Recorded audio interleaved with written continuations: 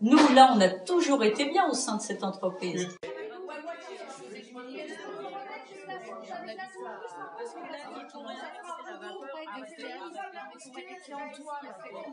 Ils deviennent de plus en plus nombreux. C'est la loi du nombre. Voilà. Quand t'es tout seul, tu fermes ta gueule. Oui. Quand t'es 50, Voilà. tu revendiques et tu exiges quelque chose. Sortir mon ticket, je vais lui montrer ma carte.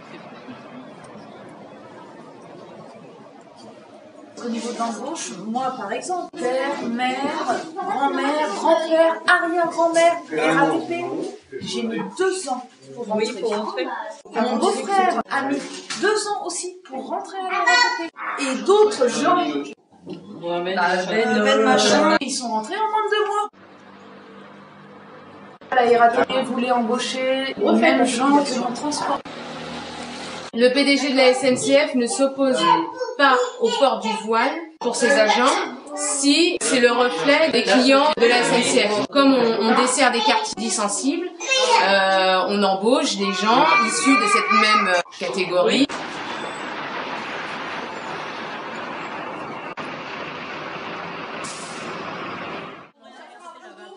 Bien sûr, ils se font engraisser pareil.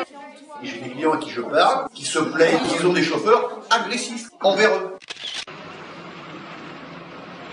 Le PDG de la SNCF a dit que donc s'il y avait des femmes voilées, agents SNCF, ce serait bien. Les nouvelles recrues féminines sont pour la plupart maghrébines. Vu le nombre aussi d'augmentation des intégristes, on peut s'attendre à ce que les femmes machinistes, dans quelques années, elles revendiquent le voile. Je ne sais pas si ça viendra d'elles vraiment, mais elle peut être voilée puisqu'il faut qu'elle soit à l'image de ce qu'elle transporte. Les femmes maghrébines qui sont rentrées à la régie, c'est par rapport aux barbus. Elles diront rien. Parce qu'elles sont soumises. Mais les femmes musulmanes vont s'adapter à ce que les bons musulmans, entre guillemets, vont leur imposer.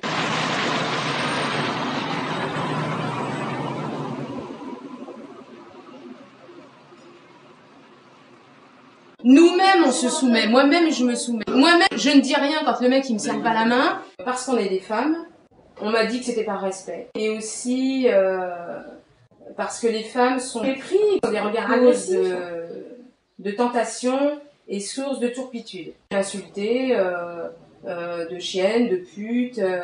Puis, comme elle a réagi, elle a été traitée de raciste, fasciste. Sale race. Ta femme c'est qu'une grosse pute, c'est une merde. Ta mère c'est qu'une pute. Enfin, j'en oublie encore. Je vais te péter les dents. Machin. Je me suis sentie vraiment exclue.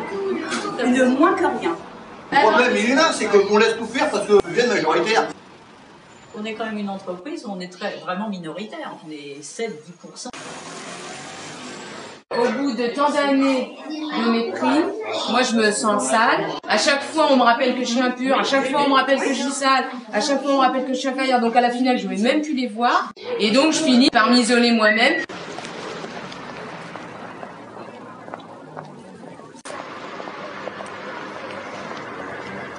Il y a quand même des mecs qui refusent de prendre des bus parce que c'est des femmes qui l'ont conduit avant. Les régulateurs ont changé les bus. J'ai été voir mon responsable ressources humaines. Je lui ai expliqué tout ça. Il m'a dit qu'il était au courant, qu'il comprenait, mais qu'il ne ferait rien au nom de la paix sociale. C'est à vous de prendre sur vous. Sinon, on va réveiller les fachos, on va apporter du conflit dans son entreprise qui tourne bien.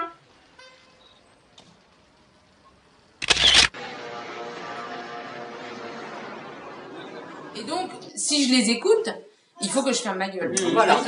Et ça me gêne. Moi, je préférerais qu'ils me disent non, c'est inadmissible. La direction a dit la paix sociale. C'est pas grave, t'en fais pas.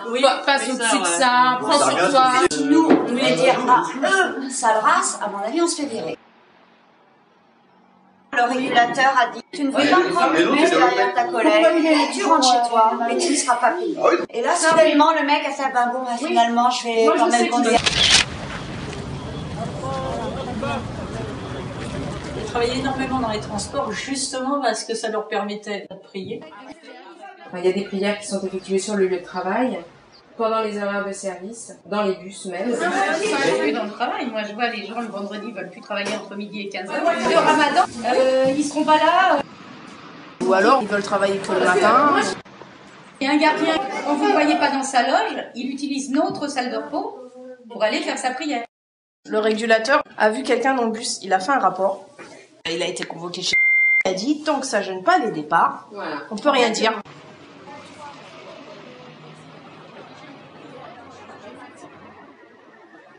Lorsqu'elle a vu que je venais de la CGT, elle s'est dit c'est pas possible. Les valeurs de la CGT, la laïcité en fait partie. Donc cette fille ne peut pas être du Front National.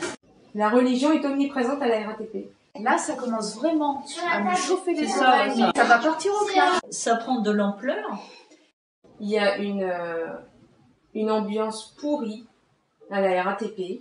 Donc c'est pas supportable, on peut pas travailler dans ces conditions. C'est ce que je leur ai demandé, qu'ils nous donnent la parole, qu'ils fassent un rappel à la loi ferme. Et s'ils respectent pas la loi, moi je suis d'avis qu'ils soient sanctionnés.